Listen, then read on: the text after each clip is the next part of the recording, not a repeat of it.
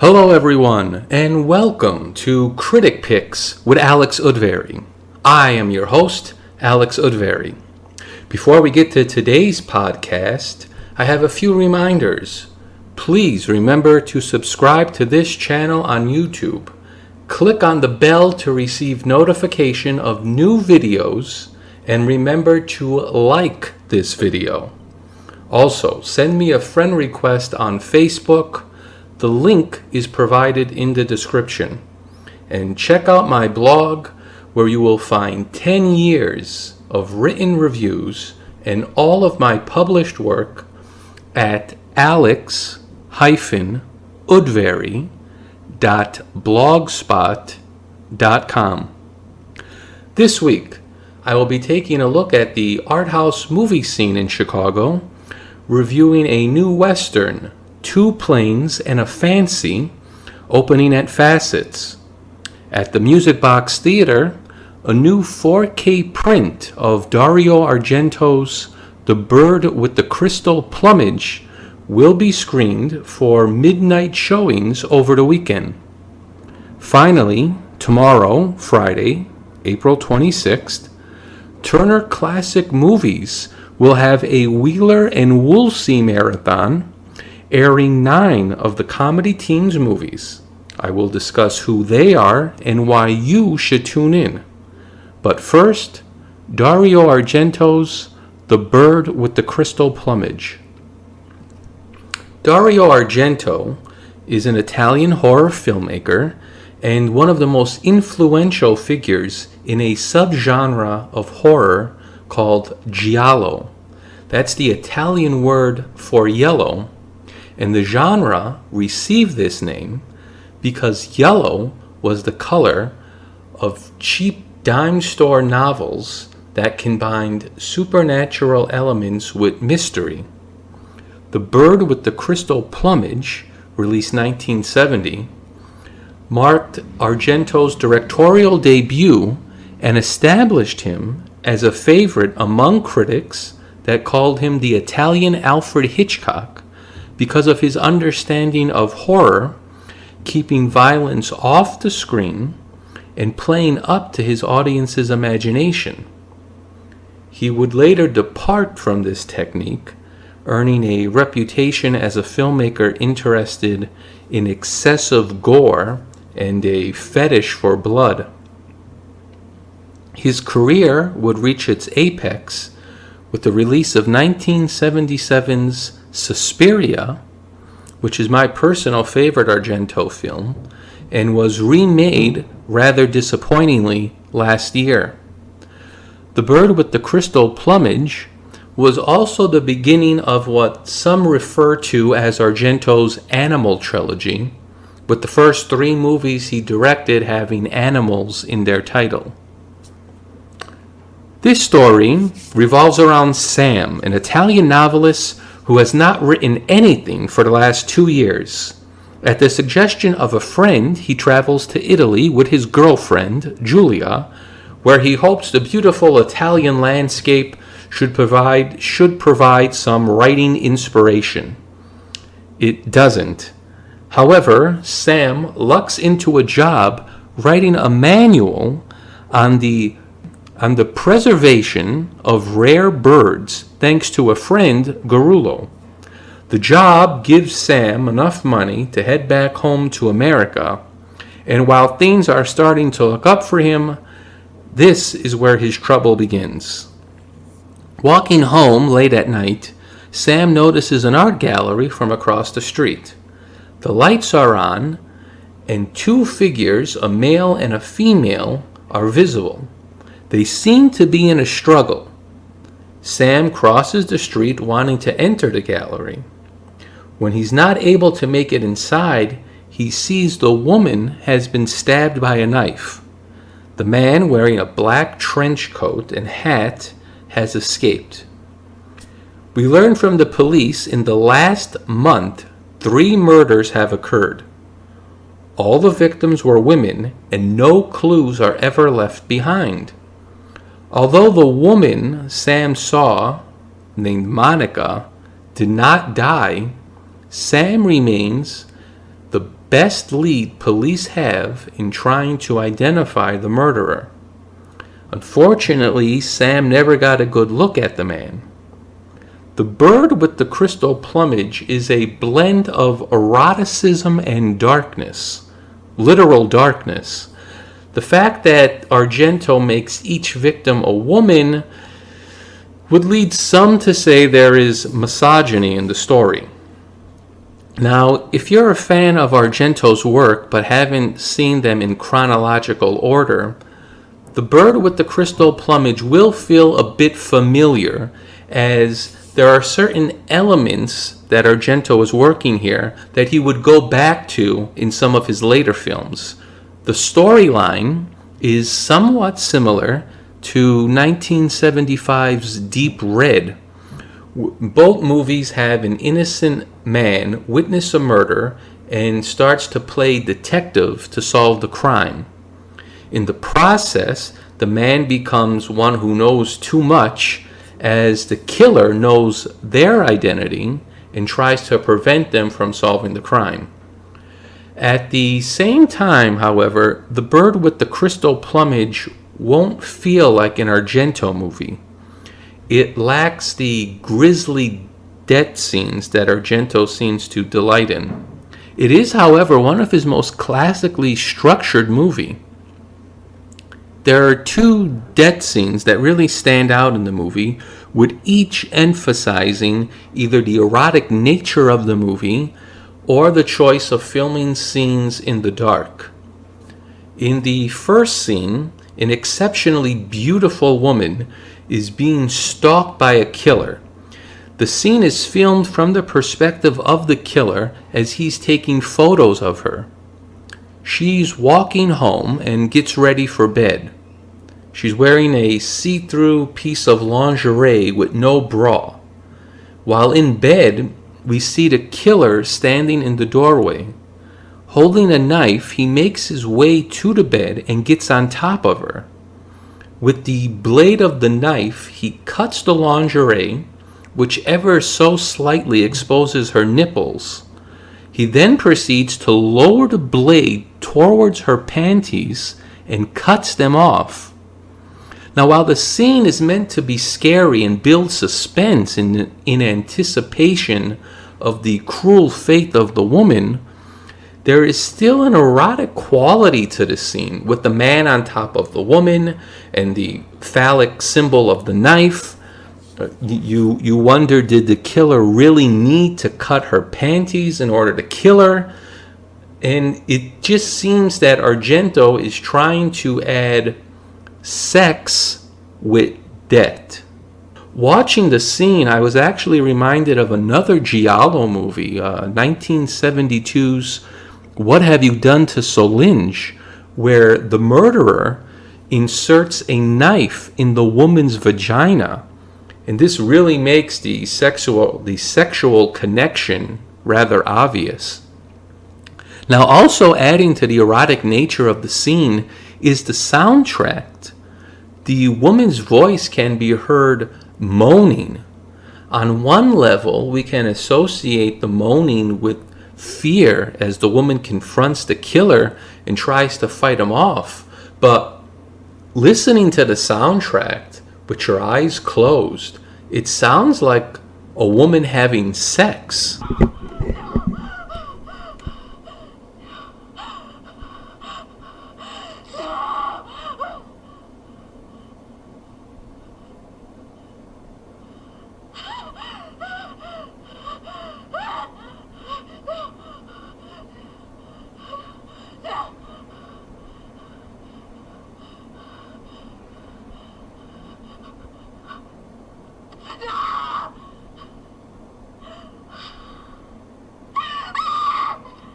In the second death sequence, another attractive woman is walking into her apartment building up a spiral stairwell. The lights are out and the woman lights a match. The sequence is so dark. At times we see nothing in the background, only the woman's face in the forefront. Argento films a couple of other scenes in the same darkness, Sometimes an entire frame of a shot is black. One interesting scene has only light coming from the background of an open door as a character walks to the fore and becomes invisible in the blackness. I can only suspect that this was done as a kind of variation on the theme, "Are you afraid of the dark?" Night and dark rooms can be scary. Terrible things can happen in the shadow of the night, and Argento is playing up to our fears of the dark in this movie. However, for a movie about a murderer, there is actually very little violence seen on screen. In that second murder scene that I was describing, once the killer catches up with the woman, he attacks her with a switchblade, hacking at her. The camera, however, shows the blade, but cuts to the woman screaming. And so, while we see blood on the wall, we never actually see the blade touch the woman's skin. And this is very similar to something that Hitchcock did in the famous shower sequence in 1960's Psycho.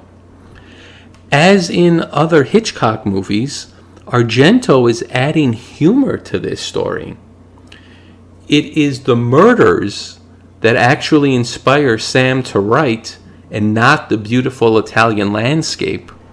During his investigation, Sam encounters a colorful cast of characters, from a homosexual antique dealer that has a crush on Sam, to a pimp with a stuttering problem, and an eccentric painter who has a lot of pet cats for reasons I won't reveal.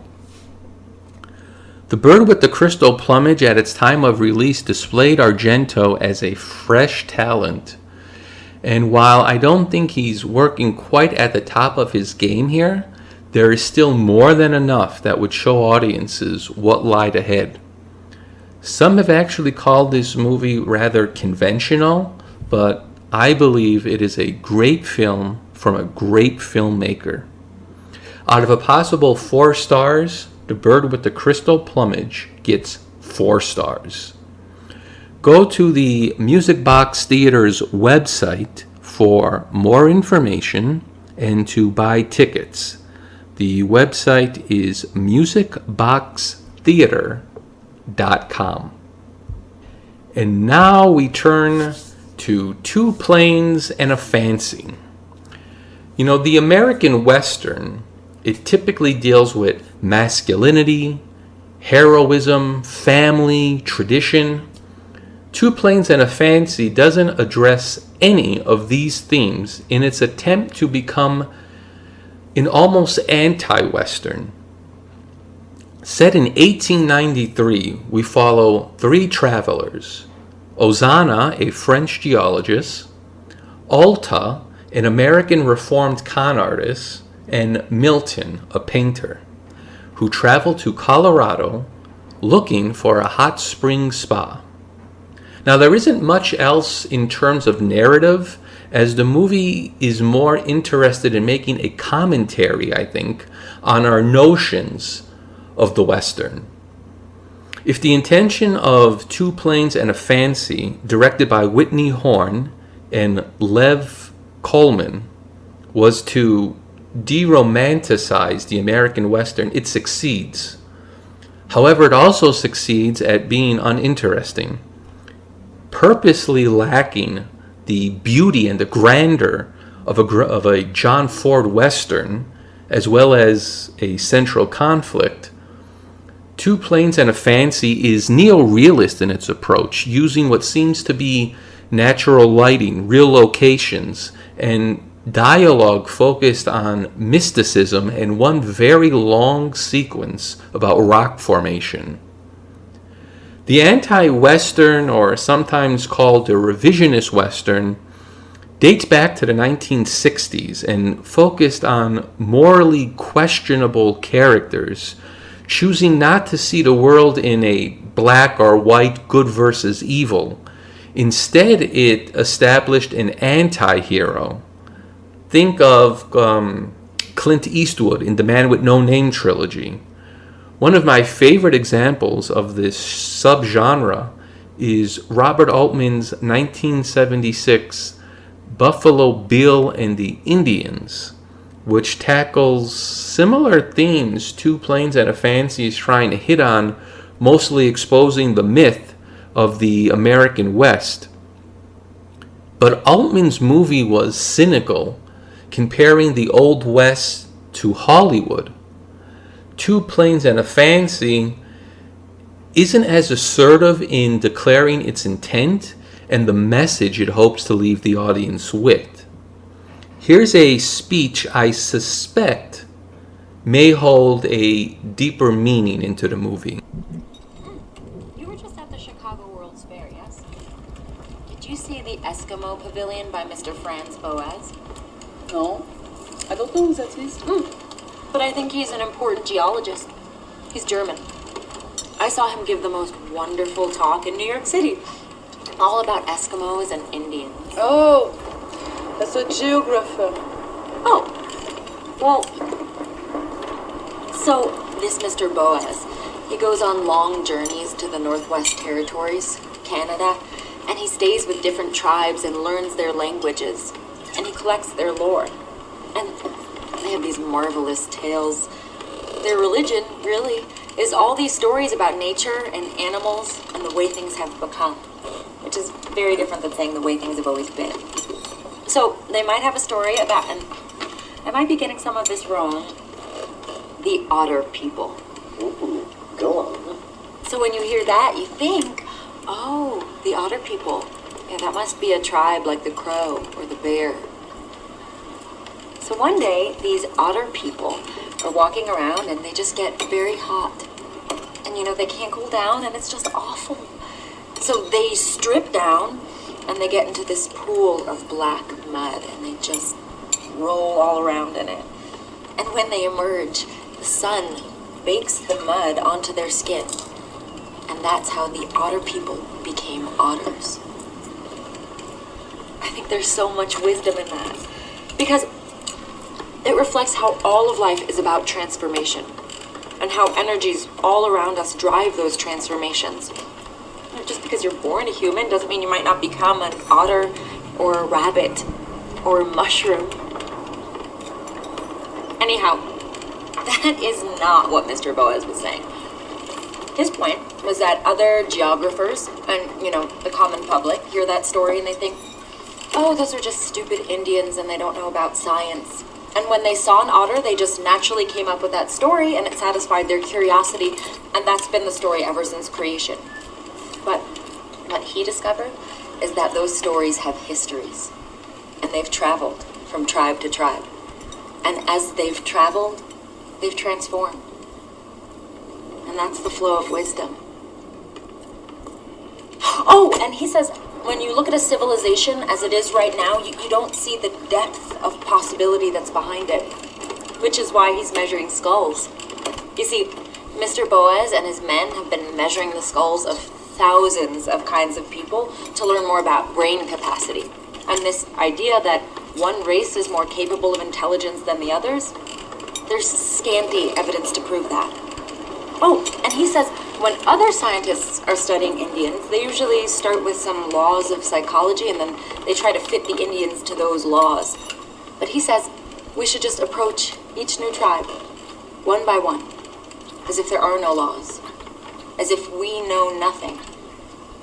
See, with Indians, if we look at them through European eyes, we miss so much. We are bound by our preconceived ideas and expectations, and if we want to learn anything from the Indians, we have to let those go. We need to strip away our presumption of superiority, because our knowledge is just so scanty. We have to open our minds. Now, listening to the character speak about collecting lore and stories being transformed and the general public's preconceived notions about things and learning to strip away our presumptions, it may speak to our preconceived notions about the Old West, but My question is, what about it? So what if our notions aren't correct? Then what is the truth? Two Planes and a Fancy doesn't seem as intellectually thought-provoking as the filmmakers had envisioned. I have watched this movie twice, trying to meet it halfway.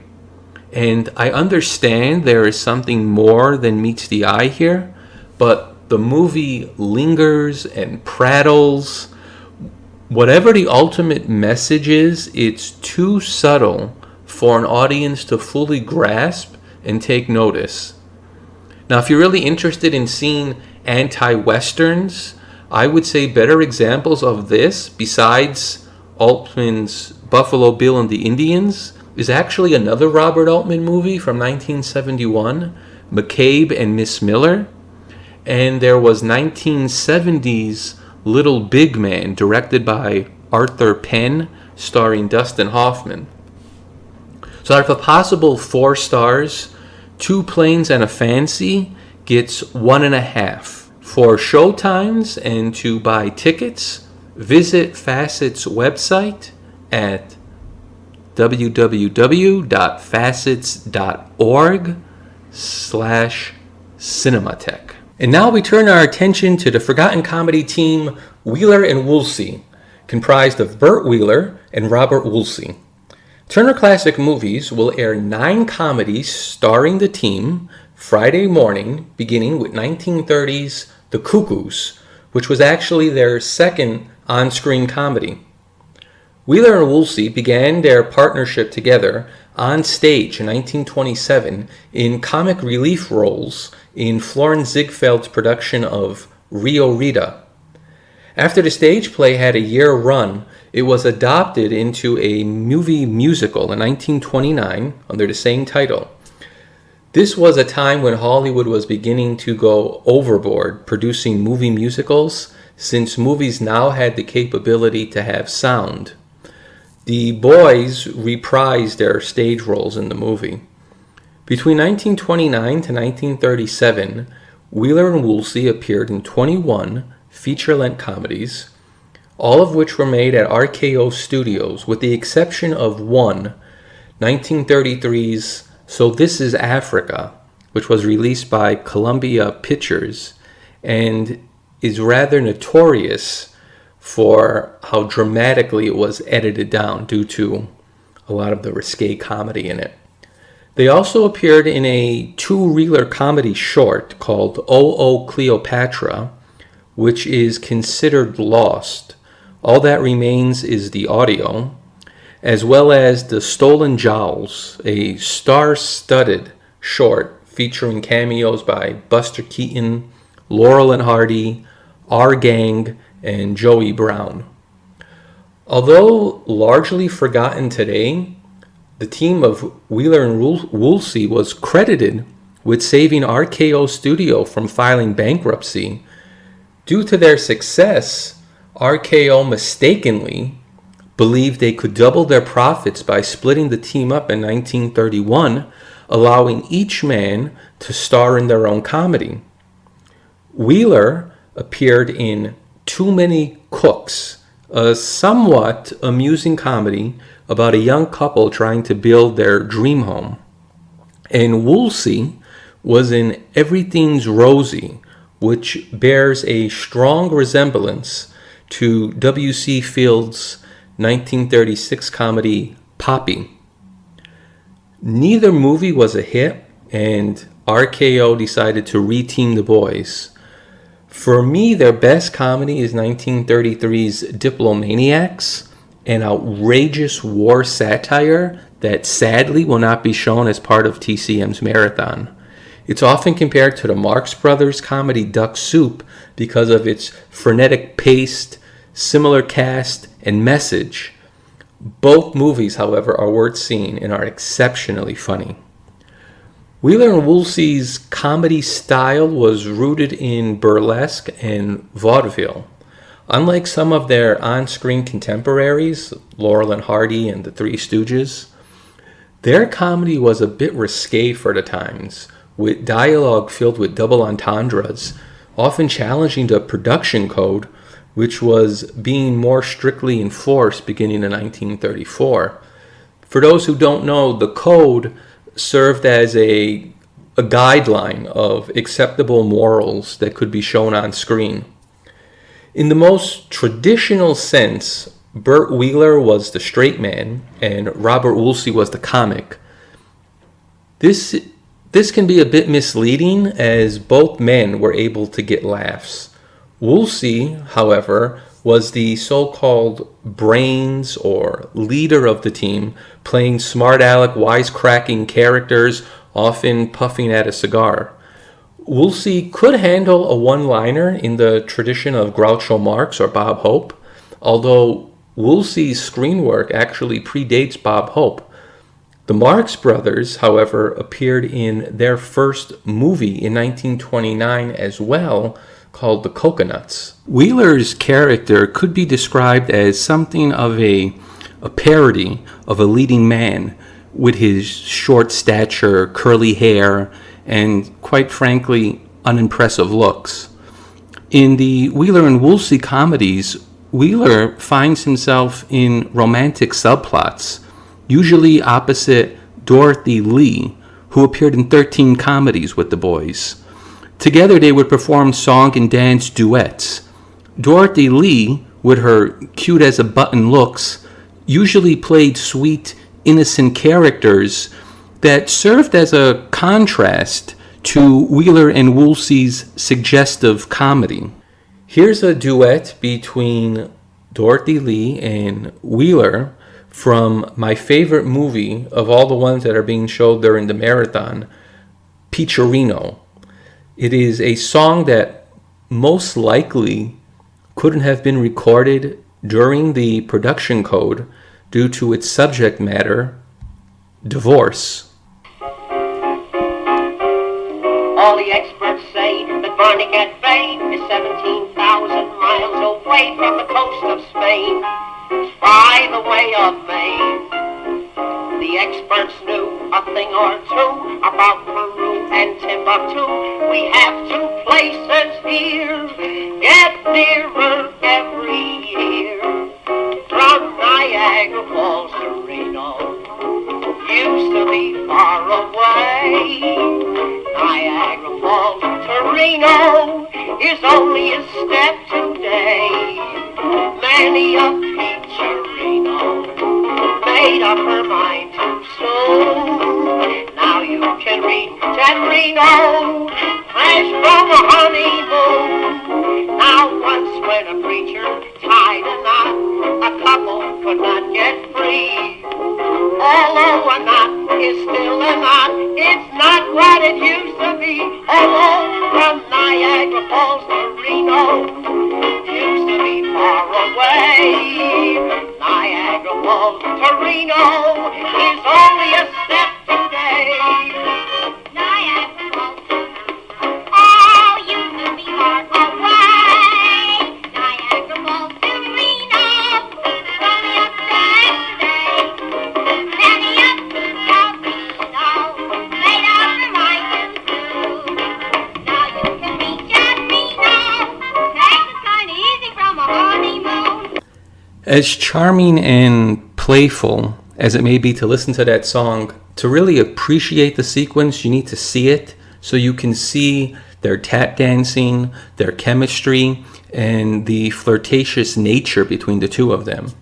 Now, while the chemistry between Dorothy Lee and Burt Wheeler is good, so too is the chemistry between Wheeler and Woolsey. Take a listen to this.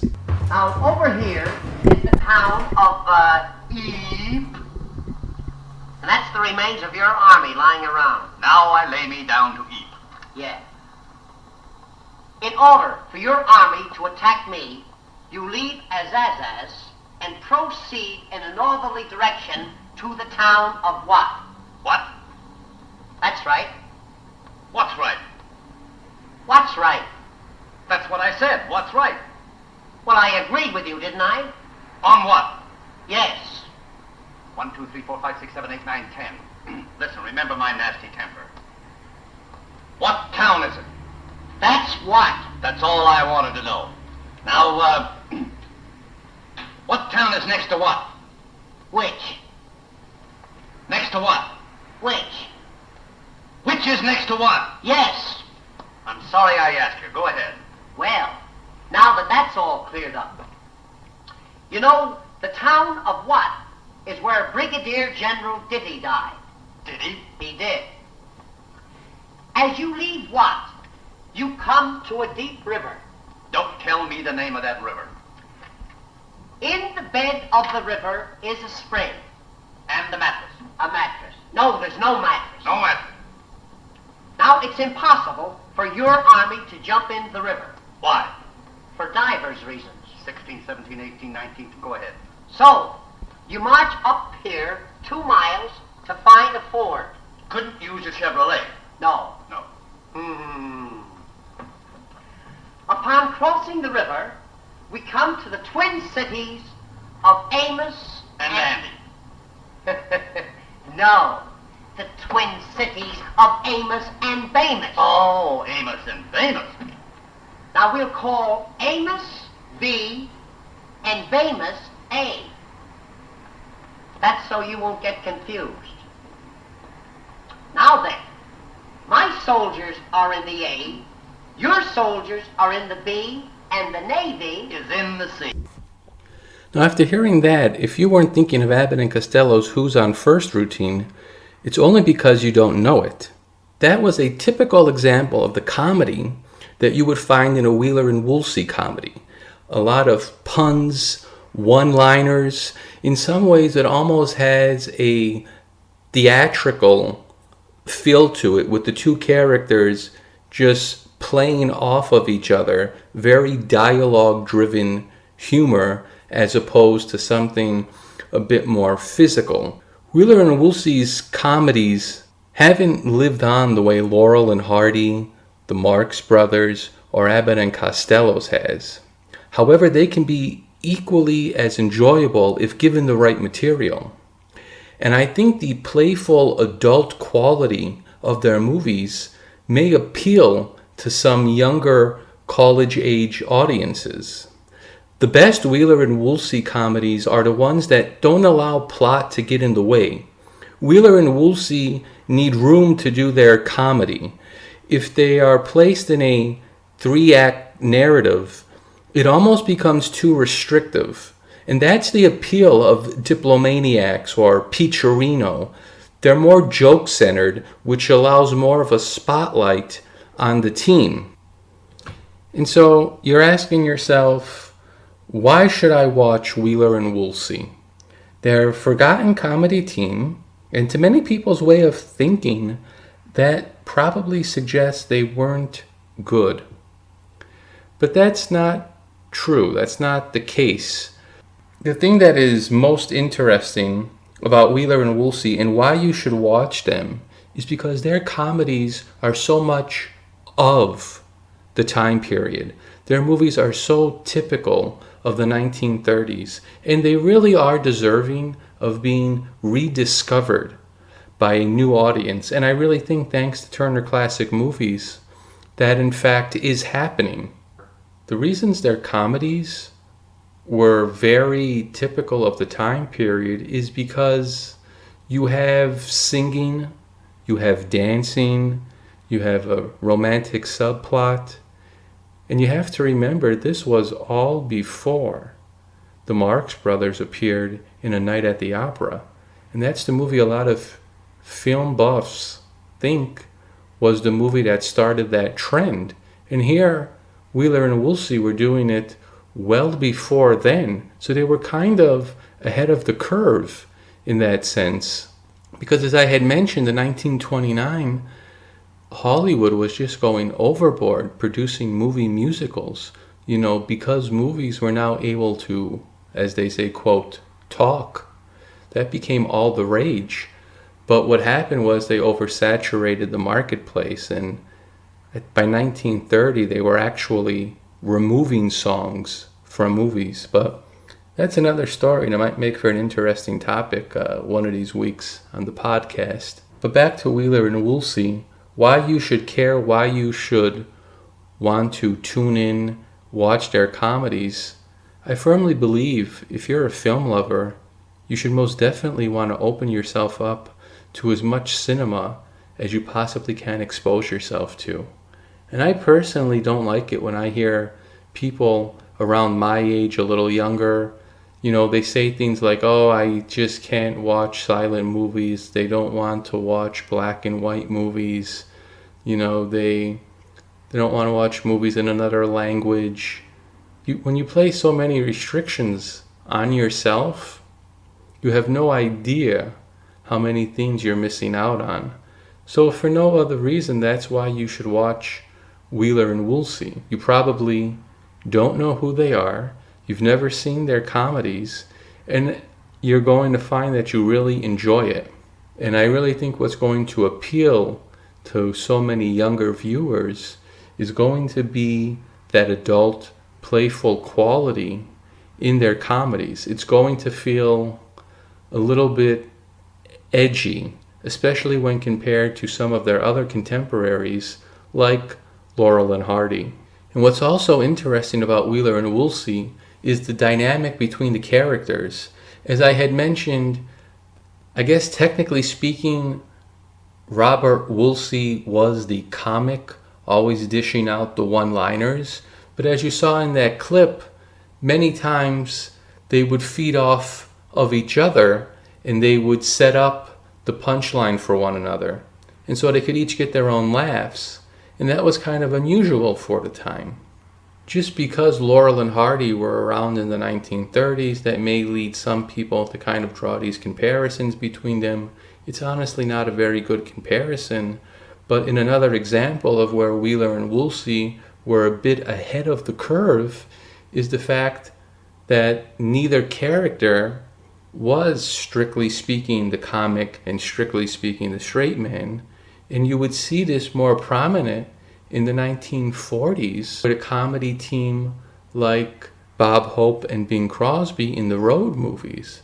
In those movies, there's kind of a competitive nature between Hope and Crosby as they're fighting over the love interest of the female lead. In Wheeler and Woolsey's comedies, they're not exactly fighting over the attention of Dorothy Lee, but again, there is that element of each man feeding off each other, both of them kind of being the comic, getting laughs. And so that's something that was kind of unusual for the time period, because so much of comedy teams were based on the straight man comic dynamic. And so that can also be interesting when you look at it from that perspective. So again, Laurel and Hardy really aren't the best comparison for Wheeler and Woolsey. Not quite exactly our Hope and Crosby, but they're more in that vein because of the relationship between the characters. So there are a lot of interesting things you can pick up on as you're watching Wheeler and Woolsey. Many of their comedies are now available on DVD. 4 of the movies that are going to be playing during the marathon are actually part of a DVD set that was released by Warner Brothers as part of their archive collection, which actually has 9 movies. So that's why you should definitely tune in tomorrow for the Wheeler and Woolsey Marathon. And folks, that's going to do it this week for Critic Picks with Alex Udvary. I hope at the very least I've introduced you to some new titles, some new filmmakers to keep your eye out for. Hope you enjoyed this podcast and look forward to hearing it next week. Please remember to like this video, subscribe to the channel, and click on that bell for all notifications. Until next week, take care everyone.